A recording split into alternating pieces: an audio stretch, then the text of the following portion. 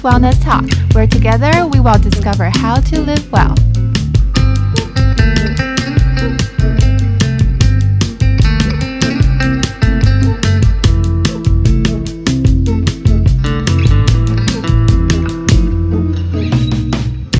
Welcome back. Hi, how are you? I'm good, thank you. I think some of the business has been back to...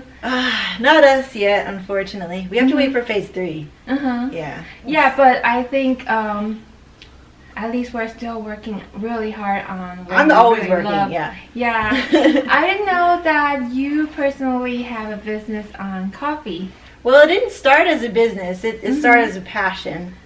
And for me, anyway, I didn't want to taint it with becoming business yet. I was really like, for the first year, be like, I just want to learn. I just want to do this for me. I just want to be in coffee like this. And now, because kind of like to justify, because we're entrepreneurs, you kind of can't help but try, can we make a business out of this? Can this replace our first business? That's what kind of is the conversation around here. So, of course, in order for us to make it worth it, and I think we're kind of like, as an entrepreneur, you're always like weighed down by, is this productive? Is this going to make me money? Is it worth it, right? You always think about that. Can I just do something for fun? Yeah. It's hard to think that way. And how did you start it with coffee? Actually, it was because of probably because my entrepreneur husband is like, what product can we take on or make to replace this service-based industry that we're in? Especially something that you can enjoy while you're doing. What can you enjoy, right? So he's probably thinking, well, what does my wife really like to do, right? And he's like, oh, you wanna try roasting your own beans? I was like, you can't do that. He's like, so at the beginning you were like, I did not believe it. He's like, oh, but what if I got you your own roasting machine? I was like, you can't do that. And then he showed me, look, you can do it from home. And I was like, oh, really?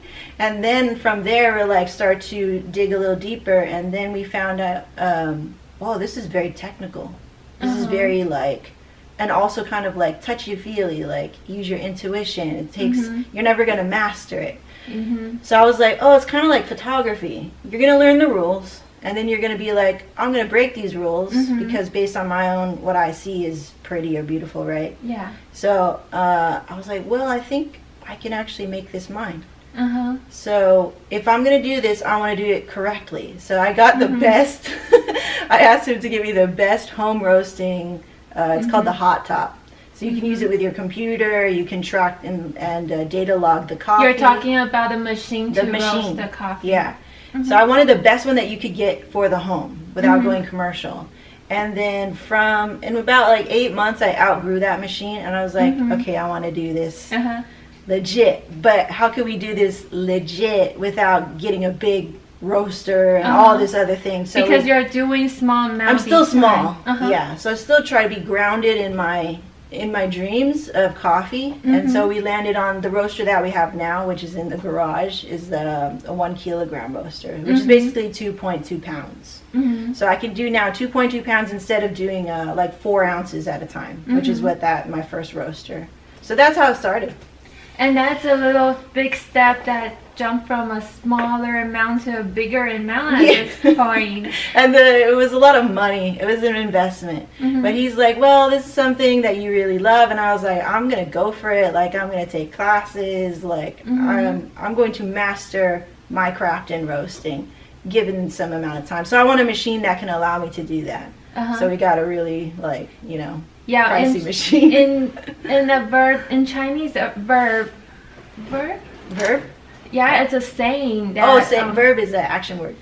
Yeah, there's a saying that in order to master something, you have to start with the tool. You have to... 必先利其器 means... Well, I want to say it. 必 means must. 先 first. 先. Or must first. 利其器. So 利 is benefit, or you need to be advantage at. 其器, the tool. So the saying just said that you must have the tool to start with, and we talked about tool last episode. Yeah, and technology. Yeah, exactly. Yeah. So there is a lot of there's a lot of in-depth learning, also in-depth of trying to master your technique first with a good tool. And from a customer view, how would I know? Like, I'm interested in coffee. I drink coffee. I need coffee. But how would I know, like, what's the difference if I don't know anything about coffee when I want to purchase a coffee? How would you explain to me the different origin of coffee, how they're made, how the taste is different? Ooh, it's a very, very long story. Yeah, because like there's so many coffee out there, and I would be like, I want to come in and get a coffee, but excuse me, what is this? How does this taste? How does that taste? I want something more, not too sour, not too bitter. People are very specific on what they want to drink. But how do I know where to pick from? I see. Okay. So I think it would be, it would help you as a consumer to be like, okay, hi, coffee person. You just walk in, you're like, I don't know what all this crap means. And you're like, well, I like a coffee that's very smooth, right? They use this word a lot, smooth. What does that mean? It's a lot of things. You're like, okay, do you like, now it's up to me as the coffee person to be like, okay, do you like chocolatey stuff or do you like fruity stuff? And you'll be like, oh, I like chocolatey stuff. Or nutty. Or nutty stuff, right? So I would try to, as a roaster, just break down, not use fancy terms. You know, do you like sweet or do you like bright? Like that. Because they're on the spectrum of taste of coffee, there's sweet and acidic. Yeah. And acidic, people misconstrue acidic meaning sour. It doesn't really mean sour per se. Acidic meaning just on the spectrum of coffee, like bright, floral, lighter. Is it that aftertaste? It could be the whole taste. The whole taste. So from first palate to mid palate to finish, right? If we break down taste and the whole thing, plus your smell, that's also 80% of your taste and all that stuff. And there's also your prejudgment already of the coffee that influence your taste, right? So that's so very complicated, but that's why as a person of coffee, and I'm encouraging you to try something. I'm like, oh, do you like chocolatey stuff or do you like fruity stuff? Yeah. Basic. This is very similar to tea. Yes. In Asia, we have this tea, and you probably went to all the boba milk tea. But the base of the tea, which type of tea you're looking at, the green tea or the black tea. Ah, yeah. And then there's a oolong tea. Oolong tea, and I would place right between the black tea and green tea. Yes. So we talk about how we roast the leaf, the tea leaf. This is again, there's another tea called white tea in Europe. It's based on floral, using flowers, and that's still a type of tea. And it's considered more for tea. The scale, I don't think they categorized with sweet or acidity. Yeah. The information shared on this podcast does not replace any medical advice from your doctor. Our goal is to inspire and share our personal stories on health and wellness. So we don't categorize the tea with sweet or acidity, but I think they categorize, like you mentioned, smooth or more the bitter or the acrid taste. Okay. I don't know how to describe that. You know how when you drink the tea and it's very... The tannin maybe. Yeah. Like that. The texture, it just kind of bitter? Not bitter, but... Oh yeah, you can say bitter. Kind of bitter? Not really bitter, not right? Not bitter, but I don't know how to describe that. But that's how a normal person would say, right? Yeah, so when when you feel the more dryness in your mouth is not dryness, smooth. Yeah. Thank you, BlkCity Coffee, for fueling us this episode with fresh roasted light coffee.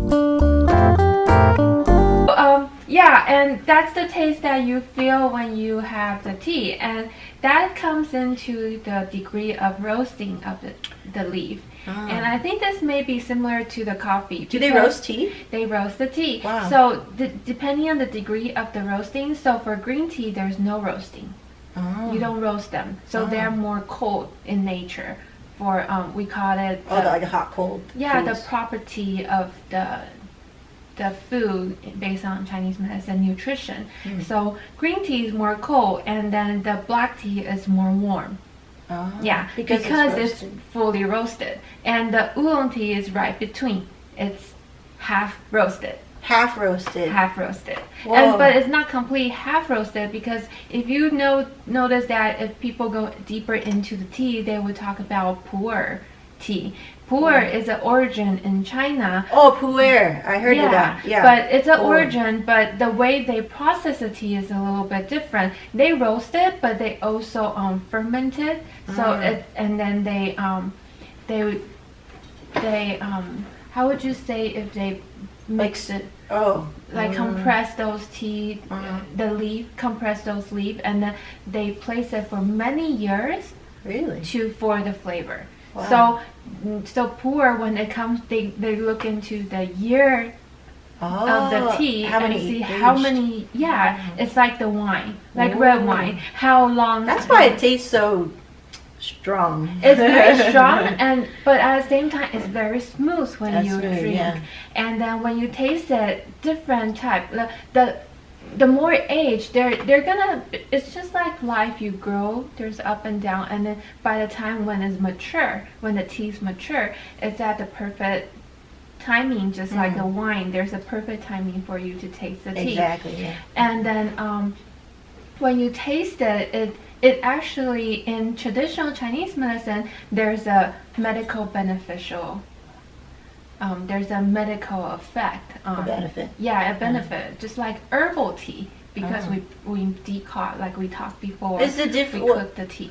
The difference of herbal tea versus green tea? What do they mean herbs? Like it's already herbs, right? For example, like you would put the chrysanthemum tea.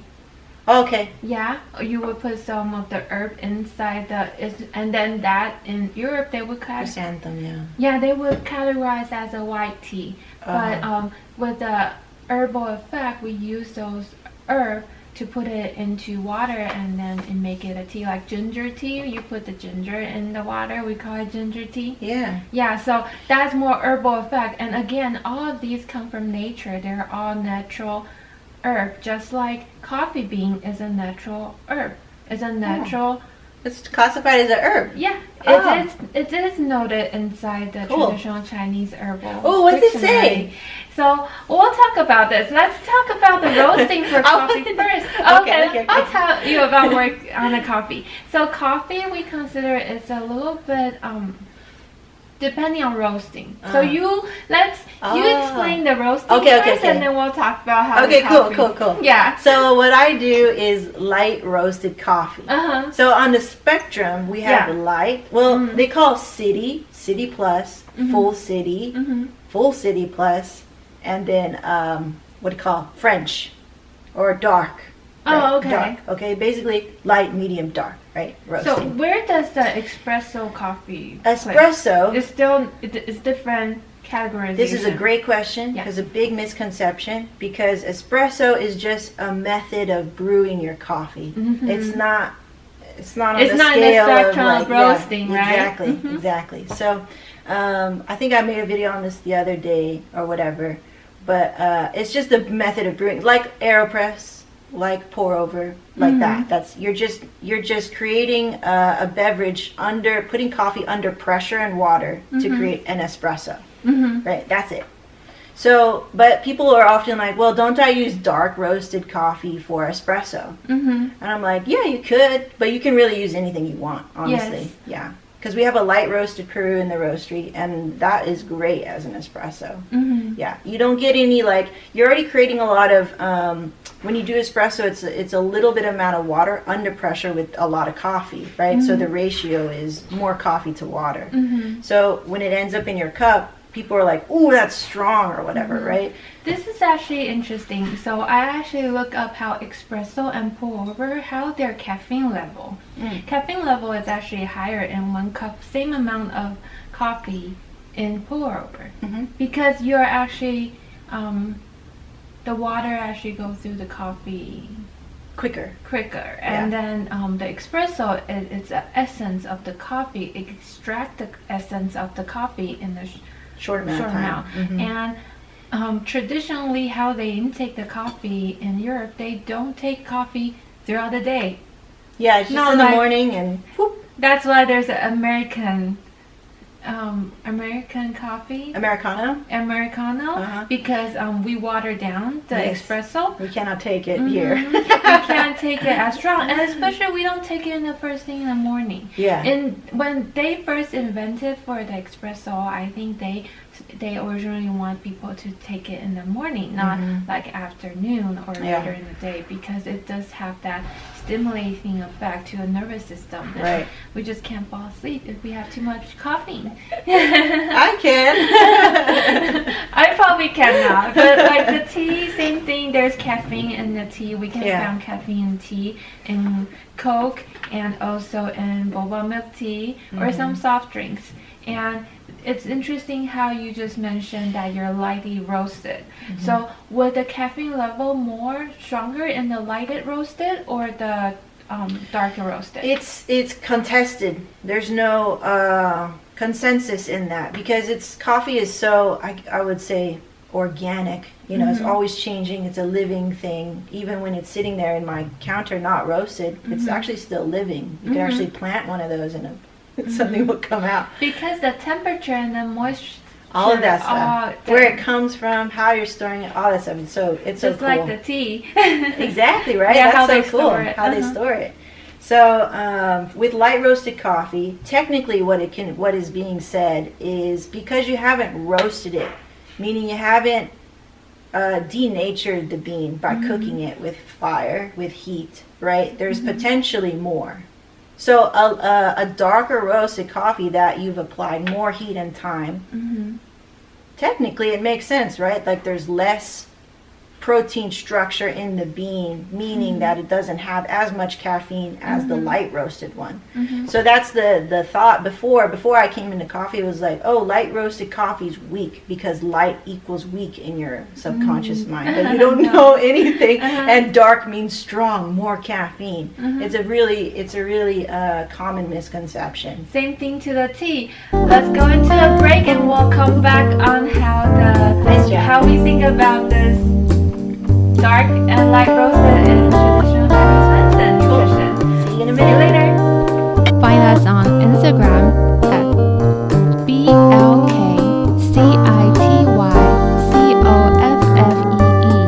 and online at BlkCityCoffee.com.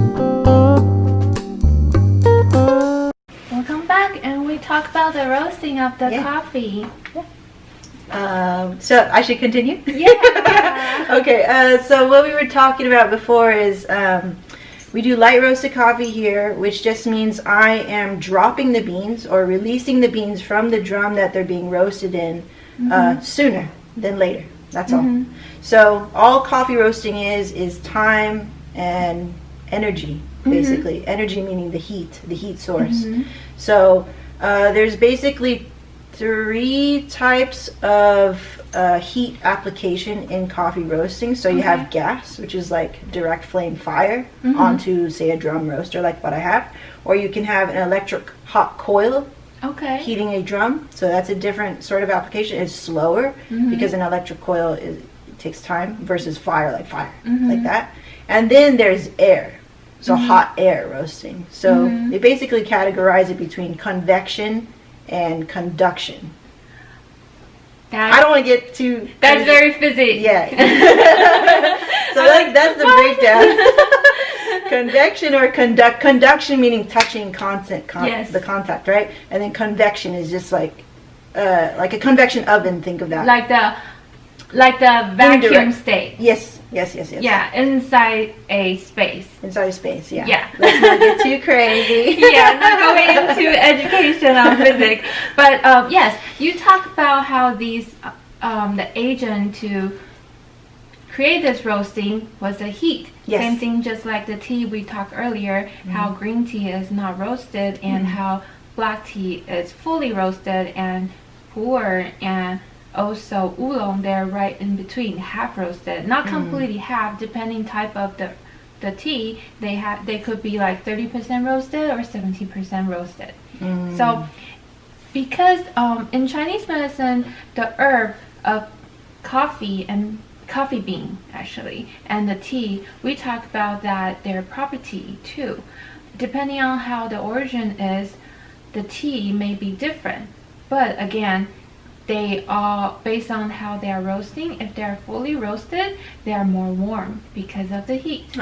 If it's not fully roasted, just like the green tea, they're considered more cold property.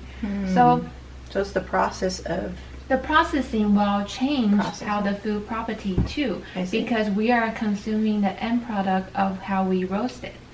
So like the coffee origin, just the coffee bean itself, it goes into the meridian we call the heart. So it's not like it just heart, but it's a meridian, the concept in Chinese medicine organ theory of heart.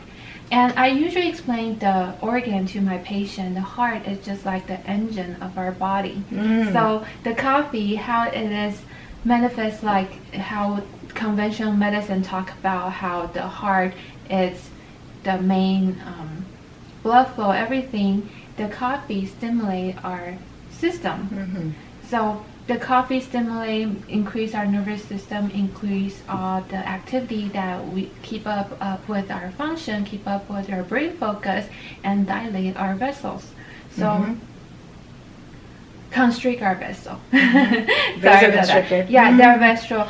And then so they, in that case, we talked about how when this type of coffee bean, it goes into our heart, it's a bitter, accurate taste when we talked earlier. And this type of herb, this type of category of herb, usually used to disperse the pathogen. So a little bit of it, it's okay. It's disperse meaning eradicate, meaning to fight, to expel the toxin, expel the pathogen. So good for you. It's good, but not completely good. Of course, the dosage, and we'll talk about dosage after. But the way we explain how the expelling the pathogen, just like how when we are prescribing herb, there's a certain amount of herb that is limited to create that therapeutic effect, but not completely. We don't want that strong effect, because you can die from drinking too much coffee. Yes. Yeah. You can die from drinking too much water. And Coke. And Coke, yeah, for sure. Because you're creating you're creating a not completely false. You're creating a system that your engine is running the whole time, but you don't have any fuel and any nutrient going in. Your body is constantly at that hyper excited state. Yeah. So when you drink stimulants like coffee or like ginger, or we talk about other spice like garlic, and so these are we consider spice. And when it comes to Chinese medicine nutrition, the spice is the bringing up of the yang. Bringing yang is just, I explain to people yin like and it's yin and yang. Yang is the energy, is the heat, it's the hot and cold heat, the hot one. Yang is heat. Yeah, not complete heat, but you can say that it's just like how Einstein talked about the his theory. A relativity? Yeah, it's relatively. So black and white, red and blue, hot and cold. So the complement. Yeah, so these spice has a bringing up yang. It's just like the sun rising. So 太阳 in Chinese is the sun, the yang. So bringing up the heat, bringing up the warm in the morning. So if you drink coffee, we recommend in the morning. If you take the ginger, if you take the garlic, if you like to cook with garlic. Stimulating things in the morning. Yeah, with the spice. So these spices recommend in the morning. If you notice that you take, if you go to a ramen place with, they usually make their soup base with garlic, you'd have them for dinner. The night you just feel like you can't fall asleep because they have ginger, they have garlic, all these spice inside the soup base. Heartburn. It's warming, but again, these warming property of food it's good for people. They are very weak or deficient. Weaklings. Weak or deficient. Deficient. Okay. Yeah. Deficient in what? Deficient in their body type. in your body temperature. Yeah, so it's good for these people. A little bit stimulation, it's like give them a little push for a marathon. Like, I'll give you a little stimulation, you can run better, but not too much. Again, like you've mentioned, the lightly roasted, it's more accurate, it's more cold in the property. And when you have too much coldness for weaker people, they can't really process. So you can have a little bit, but the body type of weak deficiency. No, we can't really say weak. It's deficient. A body type. It's deficient. They're deficient. They need a little bit stimulation. When you give them this coffee, yes, a little bit will help, but too much will create this heat and dampness. When we talk about this dampness, it's more like, I explained the damp like the river, how you see the river. When you have enough water inside the river, it flows very clearly. But if there's not enough water, what happens with the water flow? It will like trickle. Yeah, and then you start seeing all these dirt inside the water. But when it get more dry out, because how the spice work at expelling pathogen, they actually are more pungent, accurate. It will create this dryness on the flow. So the water flow has become more dry, and see how the river, when there's no water, it's all dirt. And we consider that dampness. Yeah, and when dampness too much is toxin, it becomes really, really dry, just like dirt. But if you see the muddy water, that's dampness. We consider it, we describe that phenomenon like a dampness to the clear river. So again, it's a good, we all need coffee. We all need some Yes, tea. we all need coffee. We enjoy it as a... And we all need to drink it black. Yes, and a casual drink. Well, there are people love it in milk. I respect that because do you take yours with milk? Sometimes. Milk and sugar? No sugar. No sugar. I don't like the coffee with the sugar. Yeah. It just changed the taste completely. Sometimes exactly. It make the coffee even more sour. Interesting. I think I haven't tried it in so long. I don't like it with. I just don't like it with sugar. Yeah. So the coffee goes into the heart. We call it J-in. Category of J-in meridians. So heart or liver, and so the lines of the body, right? The pathways of the body. The meridian based on acupuncture's theory, and then it also goes into the large intestine a little bit because of the bitterness. And so again, if with this roasting property and this warming stimulating property and combining conventional medicines, scientific theory, we notice that it will help relieve the pain, take away some headache. Yeah, of course there's withdrawal effect. That would be a discussion of a later time. But I have coffee every day. So. Yeah, we'll talk about that next time. But yeah, that's how we talk about the caffeine in the coffee. And how much coffee do you usually drink? Probably max 2 a day. Unless I have, I just make coffee ice cream, which has like probably 4 shots of espresso in it, and then I sprinkled espresso in it, so like that's a little bit kind of overload. So I only would have a little bit of that if I were to have it. But you're not going to finish the whole coffee. I'm not going to finish it, yeah. So in that case, like just 2 a day, probably. Because I don't need any more than that. And I feel like if you drink high quality coffee, not like U-Ban or Folgers, you will drink less. You will find that you don't need that much. Yeah, because it's a higher quality coffee. I don't really drink that much coffee. Yeah, so good quality coffee, like we said, there's some therapeutic effect, and just like some very decent tea, they actually have that therapeutic effect for our body. And also with these coffee, when they comes into intake, the caffeine level, we actually recommend that to regular people is within 300 milligrams. So to to visual this, it's like 3 cups of grande. That would be a maximum per day. Yeah, that's a lot. That's a lot. Not like extra shot. I Yeah. mean, either you're taking Americano or you're taking an espresso. But Yeah. 3 cup, it's the max for I'm not regular even getting people. that. Yeah, there are people that actually need more, but maybe they're more tired. Your body has that craving, but Yeah. we don't recommend going more than that. Yeah. And it's interesting topic. I usually have patients asking me, I'm pregnant.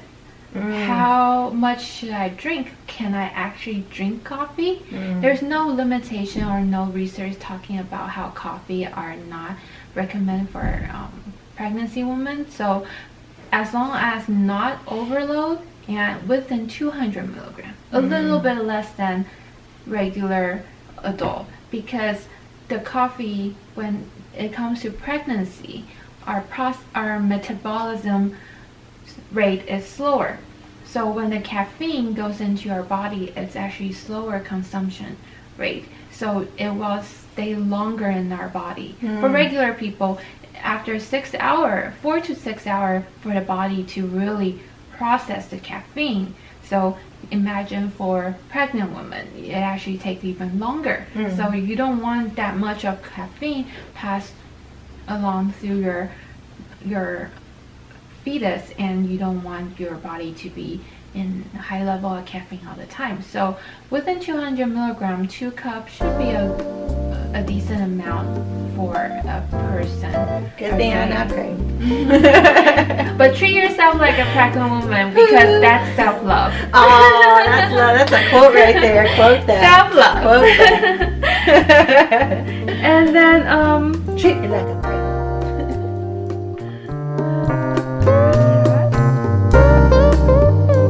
I think so. Roasting. Need coffee? I need coffee. I didn't get coffee this morning. I thought I'm okay. I need that excitement. That's cool. I'll make Okay, I'm so happy that I learned so much about coffee. I sure did. That was Yeah, cool. and I learned about how it's different roasting, Yeah. how to drink your coffee, Yeah. and how to pick your coffee. Yeah, we'd love to get into more of that. I would love to ask you more about tea, but last question. What's your favorite? Black, oolong, or green? My favorite is oolong or pu'er. Boy, okay, It's right cool. between. Yeah, me too. I like that too. Yeah. Very, very customized, Yeah. because it's not fully roasted or not absolutely not roasted. That's cool. I wanna now like YouTube a bunch of stuff about oolong tea, why it's half roasted and they just leave the other part. That would be really interesting. Yeah, there's different type, and we'll talk about more how we go into our passion next Don't get week. it started. We'll see you guys next time. See you next time. Bye. Made with love. Ready. Enjoy.